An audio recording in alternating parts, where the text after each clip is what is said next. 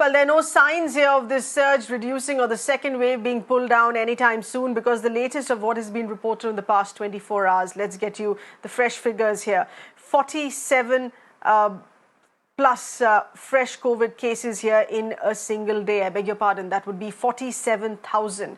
Clocking exactly 47,262. Now, this is the highest single-day spike that has been reported for this year.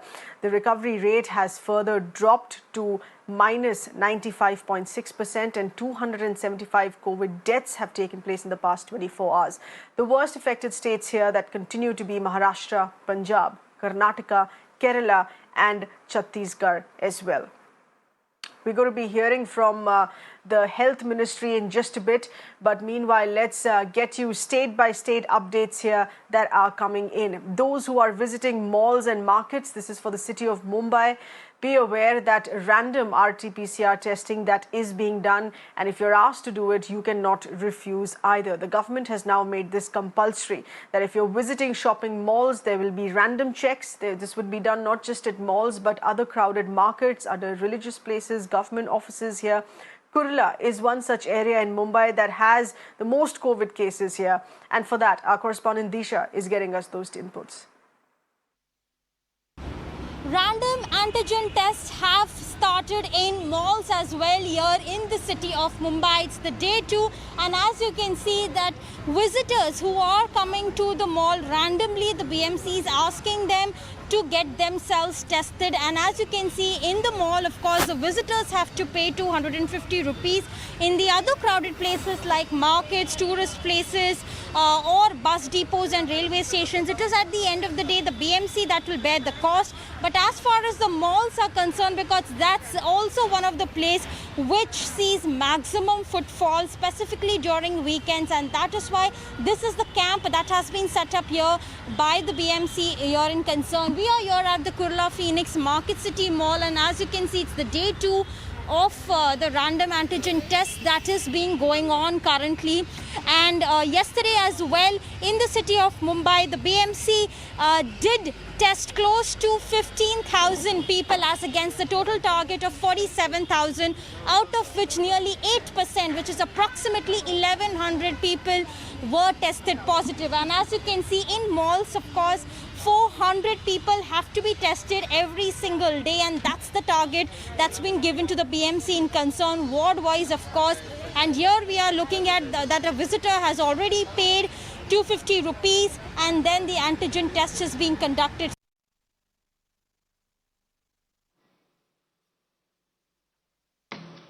ये देश में infection की timeline trend को दर्शाता हुआ ग्राफ है, जिसमें हम बता रहे हैं कि सितंबर के मध्य में सबसे अधिकतम एक्टिव केसेस थे 10,17,000। उसके बाद ये लगातार घटते गए और फरवरी के मध्य में ये घटकर 1,36,000 तक पहुंच गए थे।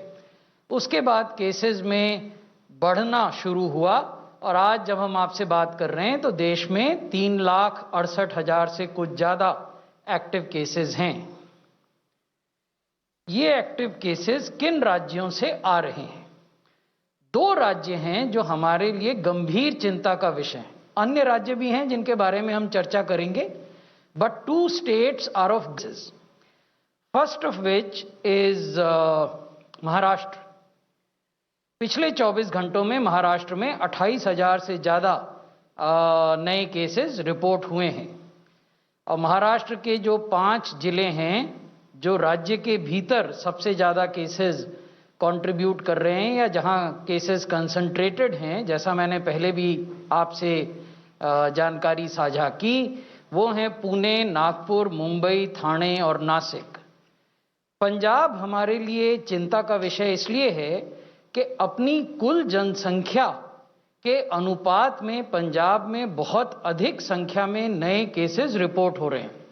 इनफैक्ट पिछले 24 घंटों में पंजाब में जो केसेस रिपोर्ट हुए 2,000 से ज़्यादा, वो उसको महाराष्ट्र के बाद नए केस रिपोर्ट करने में दूसरे नंबर पर ले आते हैं। तो आबादी के हिसाब से इतनी अधिक मात्रा में केसेस का रिपोर्ट होना गंभीर चिंता का विषय है। यहाँ जो 5 जिले हैं जो अधिकांश केसेस रिपोर्ट कर रहे हैं वो हैं जलंधर, SAS नगर, लुधियाना, पटियाला और होशियारपुर। इस शनिवार को इन सब जिलों के पदाधिकारियों के साथ और ये जो ग्रेव कंसर्न वाले राज्य हैं उन राज्यों के स्वास्थ्य के अधिकारियों के साथ यूनियन हेल्थ मिनिस्ट्री ने एक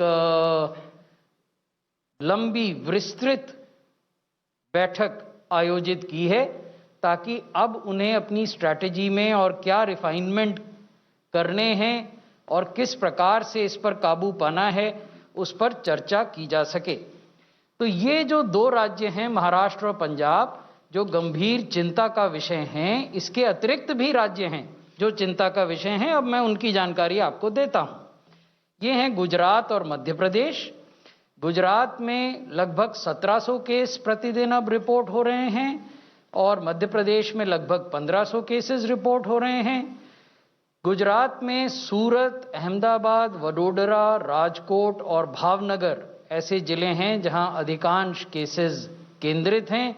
मध्य प्रदेश में भोपाल, इंदौर, जबलपुर, उज्जैन और बैतूल वो जिले हैं जहां ये केसेस कंसंट्रेटेड हैं। इसके अतिरिक्त कर्नाटका और तमिलनाडु दो अन्य राज्य हैं जहां की रीसेंट सर्ज हमने देखी है।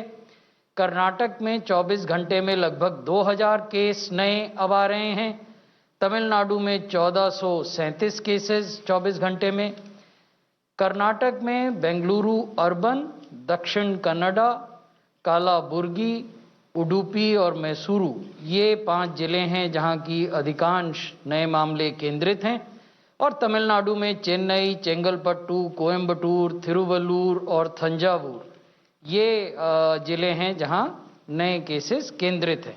अब मैं अंतिम 2 राज्य जो कि चिंता का विषय हैं उनके बारे में आपका ध्यान आकर्षित करना चाहूँगा। ये हैं छत्तीसगढ़ और चंडीगढ़।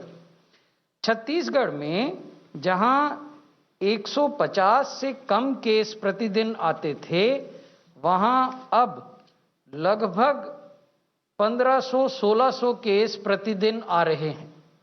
तो ये गंभीर चिंता का विषय है।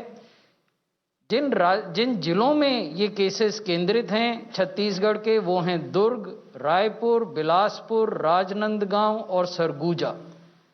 चंडीगढ़ जैसे आप जानते हैं केंद्र शासित प्रदेश है। यहाँ केसेस की संख्या 100 से भी नीचे चली गई थी प्रतिदिन, लेकिन ये फिर बहुत तेजी से बढ़ी है, इसलिए ये भी चिंता का विषय है। अब कुछ बात करते हैं वैक्सीनेशन के बारे में। 24 मार्च 10 बजे तक हम 5 करोड़ से ज़्यादा वैक्सीन की डोजेज देश भर में एडमिनिस्टर कर चुके हैं। इन 5 करोड़ से ज़्यादा डोजेज में से 2 करोड़ 64 लाख से ज़्यादा डोज केवल 60 बरस से ऊपर के लोगों को और 45 से 60 बरस के जो कोमॉर्बिड लोग हैं उनको एडमिनिस्टर की गई हैं। हमने आपको हेल्थ केयर वर्कर्स और फ्रंटलाइन वर्कर्स का भी ब्यौरा दिया है। आगे हम आपको विभिन्न राज्यों के परिप्रेक्ष्य में इस चीज़ को बताएंगे, लेकिन उससे पहले 2 महत्वपूर्ण जो डेवलपमेंट हुए उसकी ओर हम जानकारी देना चाहेंगे और आपका ध्यान आकर्षित करना चाहेंगे। पहला डेवलपमेंट ये हुआ कि जो national technical advisory group on immunisation है एनटागी, ये जो तकनीकी ग्रुप है ये कोविड के पहले से ही बना हुआ है और देश में जो इम्यूनाइजेशन होते हैं उनके तकनीकी पहलुओं पर भारत सरकार को गाइडेंस प्रदान करता है। एनटागी में सब्जेक्ट और डोमेन नॉलेज एक्सपर्ट्स होते हैं जिन्होंने कि इम्यूनाइजेशन को लंबे समय तक देखा है। इन्होंने एक अनुशंसा की और जिस अनुशंसा को फिर नेगवैक ने, जिसको कि डॉक्टर पॉल चेयर करते हैं, ने रिकमेंड किया और वो अनुशंसा थी कि कोविशील्ड, हम 2 वैक्सीन इस समय इस्तेमाल कर रहे हैं देश के कोविड वैक्सीनेशन कार्यक्रम में, कोविशील्ड और कोवैक्सिन। तो कोविशील्ड वैक्सीन के लिए ये अनुशंसा की गई कि जो पहली और दूसरी डोज के बीच का अंतराल है जो कि पूर्व में 4 से 6 वीक हुआ करता था, उसको बढ़ाकर 4 से 8 वीक कर दिया जाए। ये भी कहा गया कि protection is enhanced if the second dose of Covishield is administered between 6 to 8 weeks but not later than stipulated period of 8 weeks। इसका अर्थ ये हुआ कि अगर अंतराल 2 डोजेस के बीच कोविशील्ड के 4 से 8 हफ्ते का है तो किसी भी बेनिफिशियरी के पास ये चॉइस है, ये फ्रीडम है कि वो चौथे हफ्ते में जाएं, 5वें हफ्ते में जाएं या उसके बाद जाएं। लेकिन साइंटिफिक एविडेंस ये कहता है कि आपको मिलने वाला प्रोटेक्शन बढ़ जाता है अगर दूसरी डोज आप 6, 7वें या 8वें हफ्ते में लगवाएं। ये जानकारी हमने राज्यों के साथ साझा की है, आपके साथ भी की है। हमारा अनुरोध है कि इसको जन साधारण तक पहुंचाया जाना चाहिए। राज्य अपने माध्यमों से पहुंचा रहे हैं और मीडिया के जो हमारे मित्र हैं उनसे हमारा अनुरोध है कि आप भी अपने माध्यम से इस जानकारी को लाभान्वितों तक पहुंचाएं।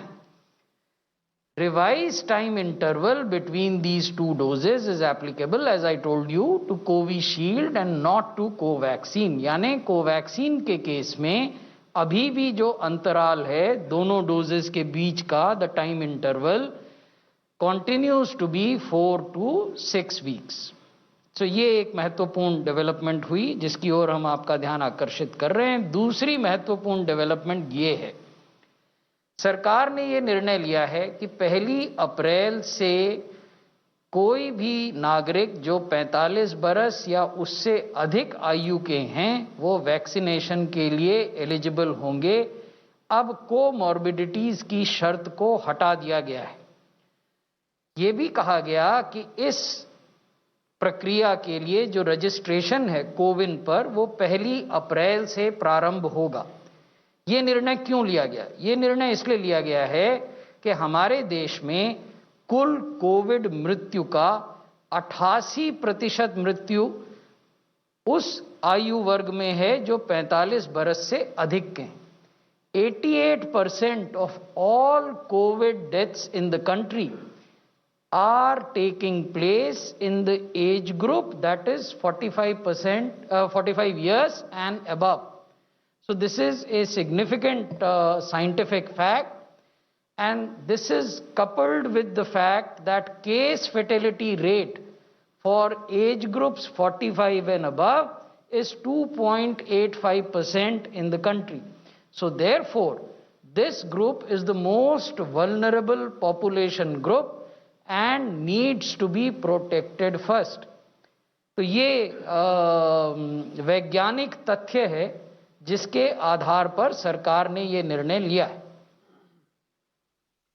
अब हम आपको बताते हैं कि हेल्थ केयर वर्कर्स के इम्यूनाइजेशन में क्या स्थिति अब तक है। 20 राज्य और संघ शासित क्षेत्र ऐसे हैं जिन्होंने की 92% से अधिक हेल्थ केयर वर्कर्स को पहली डोज दे दी है। ये बहुत ही कमेंडेबल अचीवमेंट है, ये बहुत ही अनुकरणीय कार्य है। 20 राज्यों और संघ शासित क्षेत्रों ने अपने कुल हेल्थ केयर वर्कर्स को के 92% को पहला डोज दिया है। उसमें भी 10 राज्य और यूटीज ऐसे हैं जिन्होंने 100% को पहला डोज दे दिया है। ये और उससे ज़्यादा काबिल तारीफ बात है। केरल, उड़ीसा, लक्षद्वीप, राजस्थान, झारखंड, मध्य प्रदेश, छत्तीसगढ़, दादरा और नागर हवेली, बिहार और गुजरात, ये 10 राज्य और यूटीज हैं जिन्होंने 100% हेल्थ केयर वर्कर्स को पहली डोज एडमिनिस्टर की है।